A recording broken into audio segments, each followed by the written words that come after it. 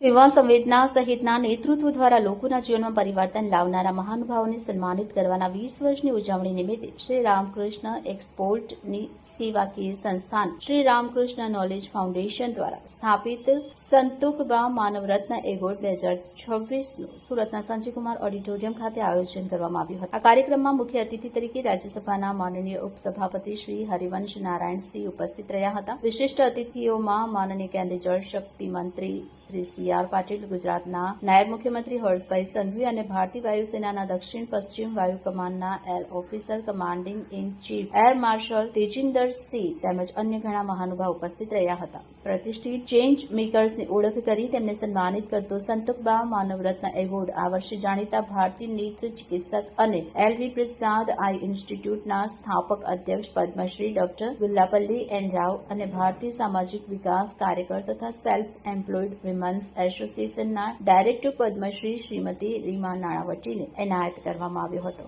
આજનો દિવસ અમારા ફેમિલી માટે બહુ મહત્વનો છે, કારણ કે મારા માતૃશ્રી ના નામથી સંતોકબા માનવરત્ન એવોર્ડ ચાલે છે। એનું આજ એવોર્ડ ફંક્શન હતું, તો આજે 20મું વર્ષ ચાલે છે।